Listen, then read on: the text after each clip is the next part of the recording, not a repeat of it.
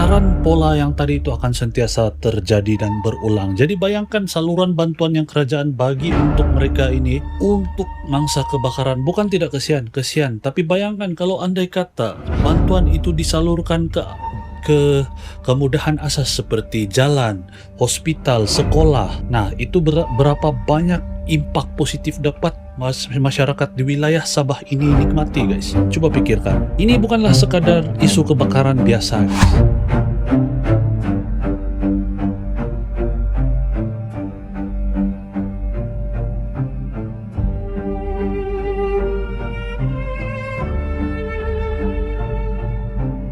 Dalam sekelip mata hilang, begitu saja hilang seperti abu, guys.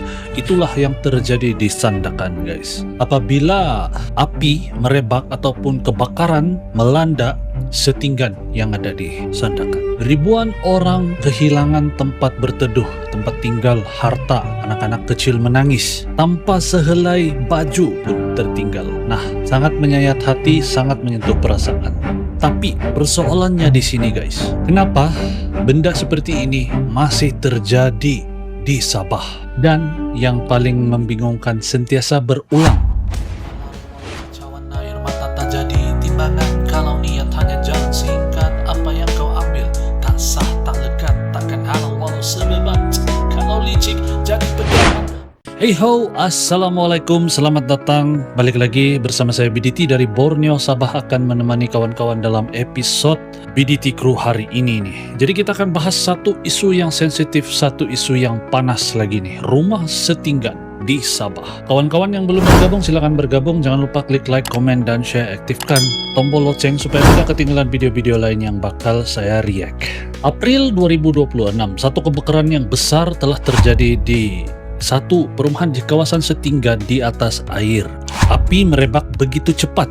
Kenapa boleh merebak dengan cepat? Kondisi rumah yang sangat rapat, sangat berdekatan, itu menyebabkan salah satu faktor kenapa api begitu cepat merebak. Struktur kayu yang kebanyakannya memang kayu lah, rumah-rumah yang dibina kan, rumah setinggan, dan faktor keselamatan yang tidak bagus, guys, terutamanya pendawaian elektrik gitu. Jadi itulah punca kenapa kebakaran ini merebak dengan begitu pantas dan cepat. Ratusan bahkan mungkin ribuan rumah hilang begitu saja. Dan ini bukan kali pertama terjadi. Hakikatnya Sabah banyak kawasan setinggan, guys. Dan kenapa ia muncul dan kenapa ia wujud? Ini terjadi karena datang banyaknya migrasi penduduk luar yang datang ke wilayah Sabah ini. Dan itulah satu punca lagi yang sangat besar atau ketara, yaitu harga rumah atau harga sewa bilik yang begitu mahal, dan menyebabkan orang-orang yang datang ke kawasan bandar, kawasan di area sebelah negeri-negeri di Sabah, daerah-daerah di Sabah ini membina kawasan rumah haram gitu, rumah setinggan. Sebenarnya ini bukanlah satu zon rumah murah ataupun rumah yang berkos rendah, tapi ini sebenarnya berisiko sangat tinggi, terutamanya dalam segi keselamatan, guys. Ada satu lagi isu sensitif tapi memang tidak boleh dielakkan, dan kalau dibahaskan bakal jadi isu yang panas nih, yaitu PTI, pendatang tanpa izin. Sebahagian besar kawasan setinggan di wilayah Sabah ini dihuni oleh pendatang tanpa izin, tanpa dokumen yang sah.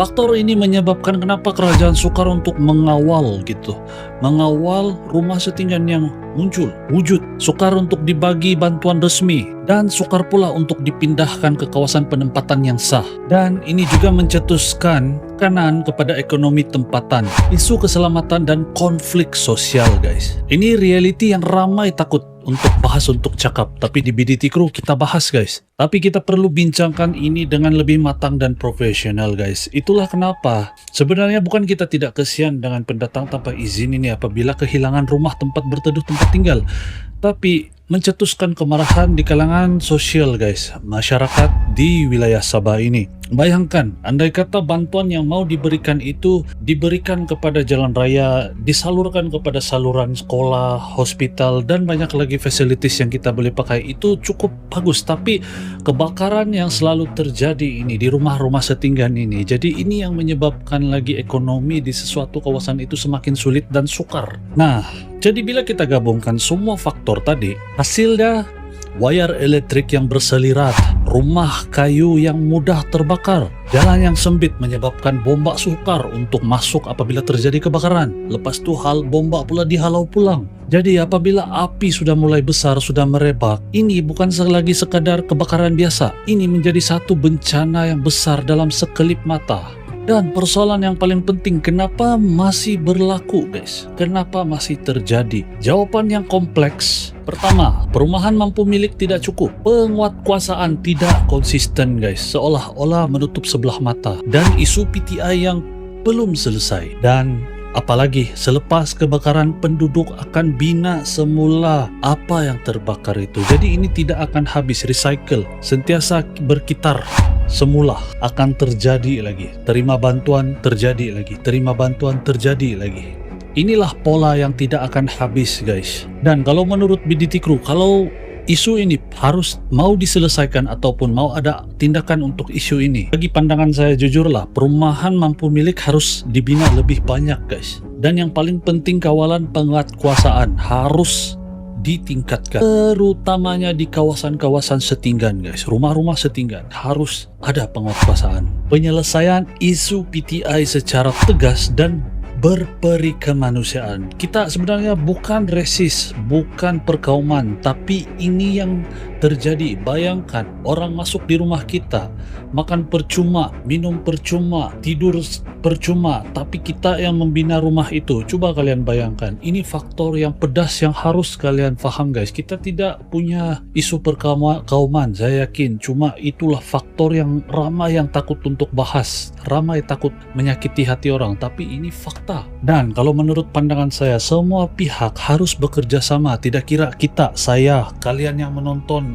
generasi baru ataupun generasi akan datang harus bekerja sama untuk menyelesaikan isu ini. Kalau tidak, kitaran pola yang tadi itu akan sentiasa terjadi dan berulang. Jadi bayangkan saluran bantuan yang kerajaan bagi untuk mereka ini untuk mangsa kebakaran. Bukan tidak kesian, tapi bayangkan kalau andai kata bantuan itu disalurkan ke kemudahan asas seperti jalan, hospital, sekolah. Nah, itu berapa banyak impak positif dapat masyarakat di wilayah Sabah ini nikmati guys. Coba pikirkan, ini bukanlah sekadar isu kebakaran biasa guys. Sebenarnya ini adalah isu masa depan Sabah. Selagi kawasan rumah-rumah setinggan ini wujud tanpa penyelesaian, tragedi seperti ini, pola yang saya cakap tadi akan sentiasa terjadi. Dan mangsanya siapa? Masyarakat di wilayah Sabah, kita semua. Nah guys, kalau kalian rasa isu ini penting dan harus dibahaskan, komen di ruang kolom komentar di bawah pendapat kawan-kawan. Share video ini bagi pandangan kalian dan coba komen